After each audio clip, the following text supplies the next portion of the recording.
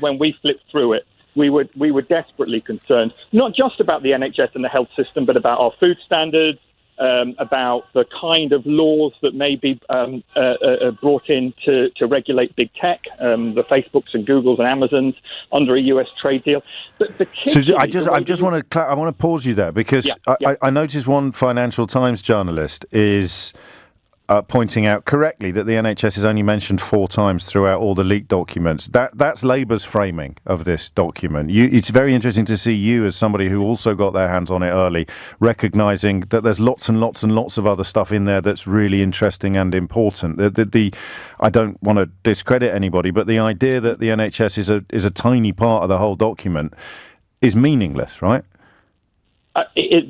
Absolutely, yeah. I mean, it's interesting on the NHS because there is actually a line in there that says we don't actually want to use the words NHS too much because we know that it will cause all sorts of sensitivity in Britain. Wow. So part of the reason the NHS isn't mentioned much is Britain doesn't specifically told people not to use the phrase very much. But you're absolutely right. It's not just about the NHS. It's about the way that our food standards can be regulated after Brexit. So, the American food industry is entirely different to the British food industry. And that's in there as well, page 41. They're not keen on food warning labels. Well, that's unbelievable, isn't it? I mean, you think about it. I mean, I've got a partner who's just been into hospital and he can't have too much salt anymore. Yes. Right. That's really important. It's life and death that you can know what's in your food. Americans don't like the food labelling at all because big corporations don't like it. Because the more warnings, the less likely you are to buy it. Absolutely. So any rational person would ask, well, are the warnings true? But of course, a shareholder-led model says, well, are the warnings going to put people off buying it? Absolutely. And we know that the big food corporations have been stuffing our food with more and more salt, sugar, and other unhealthy stuff for years and years because they know that people get addicted to it and it tempts people to buy more of it. And so the last thing they want is health warnings putting people off buying this stuff. But people need to know.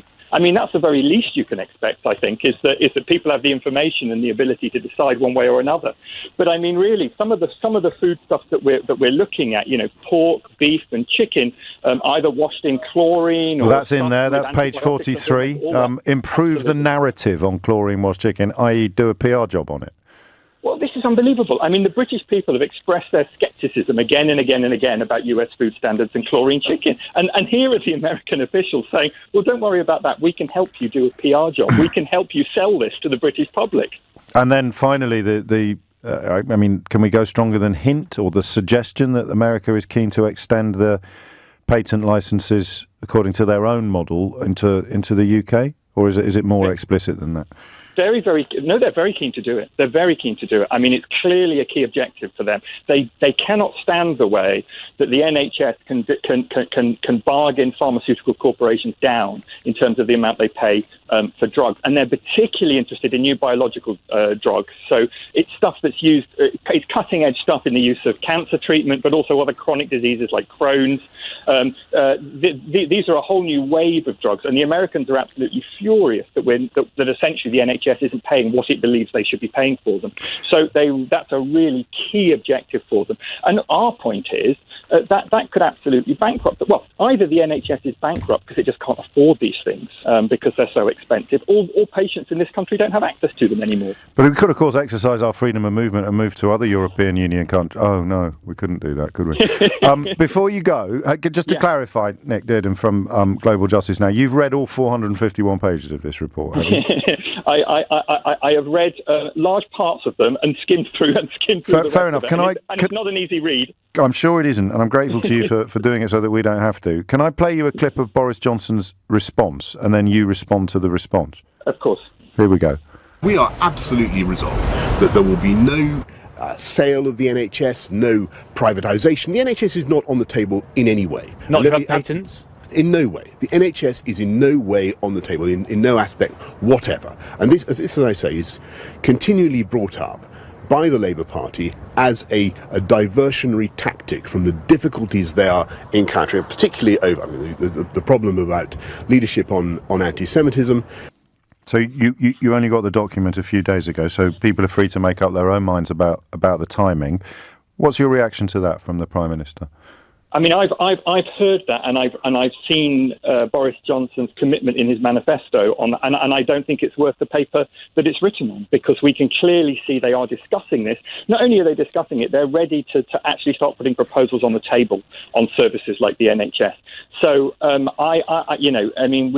we know that Boris Johnson has an uneasy relationship with the truth, and I think we've got to leave it to the listeners to decide whether they want to trust him on this one or not. And finally, to that, in the similar ballpark, what about the defence that, well, yes, the Americans might be asking for lots of stuff, but that doesn't mean they're going to get any of it. That would be more credible, perhaps. It would, but one of the things we found, the thing that shocked me most about these papers, reading through them, is just how prepared the Americans are to play hardball on this.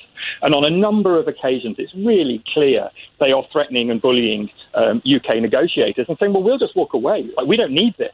They were absolutely furious with Theresa May's Chequers proposal for Brexit, because it would have left us too aligned, as they saw it, to EU standards. So they wouldn't have been able to force through lower standards on the importation of foodstuffs from the US. So they were furious at that, and they said, "Look, if this continues, we can just walk away. You're undermining the." So the thing you read out at the beginning. About this mattering more to the US gaining more from a hard Brexit than a soft Brexit. I mean, this was a key thing that Boris Johnson did. He forced a harder version of Brexit even than Theresa May had put forward. And what these documents show is that part of the reason I think he did that is that the Americans are absolutely determined this is what they wanted him to do. They know that their economy is going to gain more from this. And of course, the reason why the European Union were perfectly comfortable with that hardening is because it's not going to have any negative impact on them. They'd have looked at it and thought, well, of course he can have that, because it's him that's going to get hurt by this, not us. Well, yeah, it's not going to make any difference to the food going into European markets. It's just going to make it a lot more difficult for our farmers to maintain the standards that they've got at the moment and to sell their foodstuffs into European markets.